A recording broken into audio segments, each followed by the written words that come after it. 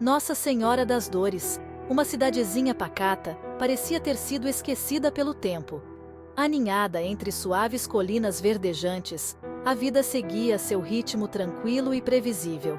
As ruas de paralelepípedos, testemunhas silenciosas do passado, guardavam histórias de alegrias e tristezas, como as rugas que marcavam o rosto de Antônio, um homem de alma cansada e olhar distante.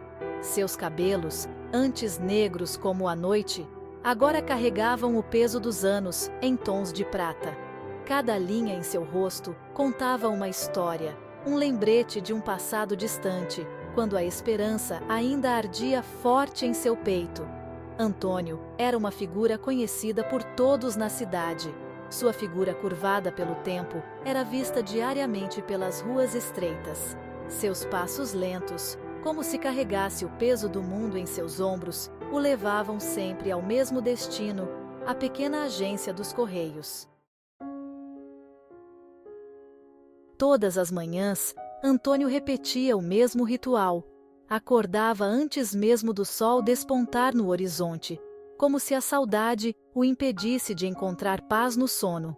Lavava o rosto, tentando em vão apagar as marcas do tempo e da angústia que lhe marcavam a face. Vestido com suas roupas simples, mas cuidadosamente passadas, ele se dirigia à cozinha. O café da manhã era um momento solitário. O silêncio da pequena casa era quebrado apenas pelo tilintar da colher batendo na xícara. As lembranças do passado, como fantasmas, dançavam ao redor de Antônio.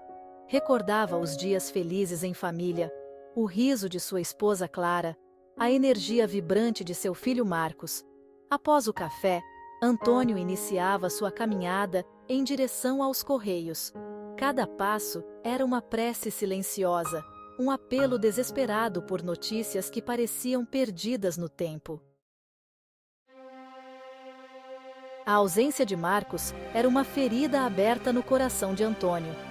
Seu filho, aventureiro e cheio de sonhos, havia partido para a capital em busca de um futuro melhor. Prometeu escrever sempre, manter contato, aliviar a saudade que já corroía a alma de seus pais. As primeiras cartas chegaram com a regularidade prometida, enchendo a pequena casa de alegria e esperança.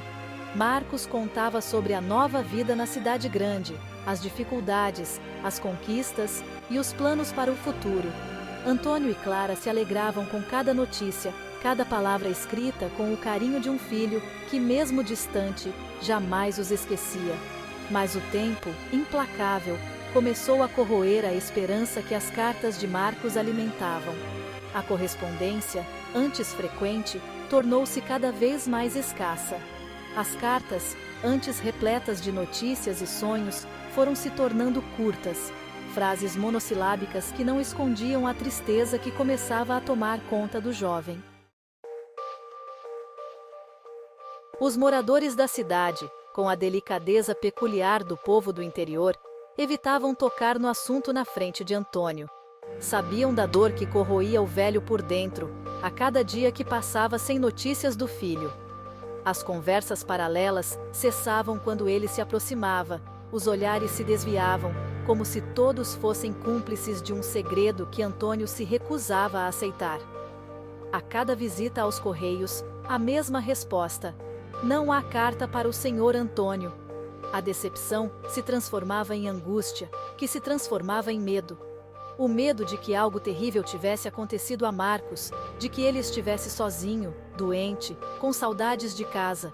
Antônio se agarrava às lembranças do filho, o sorriso largo, o abraço apertado, a promessa de que voltaria para casa em breve. Clara, esposa de Antônio, sentiu profundamente a ausência do filho. A tristeza se abateu sobre ela como uma sombra, minando suas forças a cada dia. A saúde, antes de ferro, começou a se fragilizar.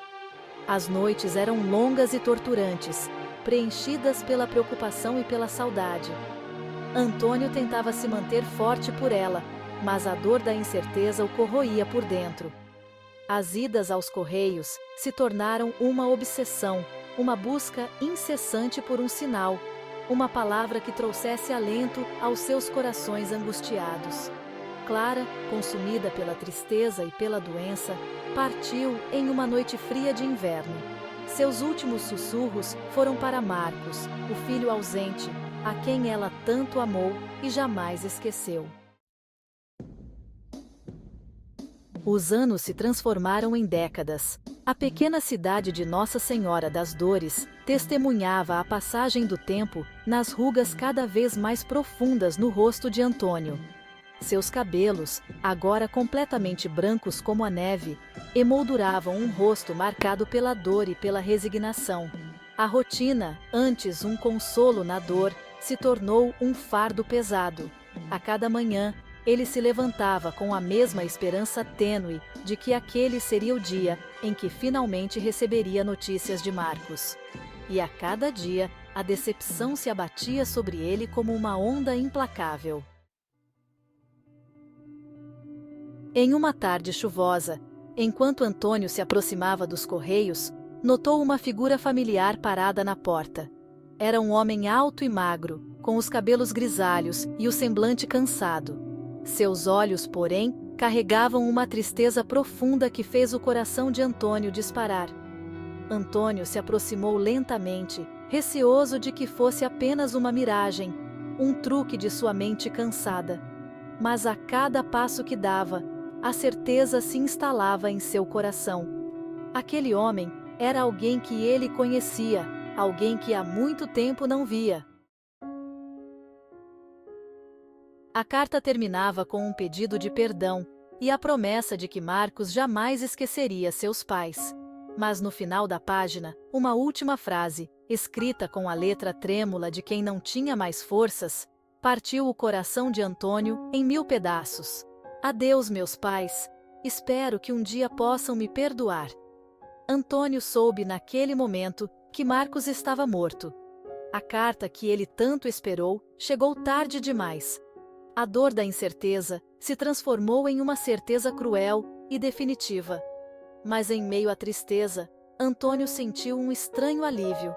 A espera havia terminado, e ele finalmente podia começar a se despedir do filho que tanto amou.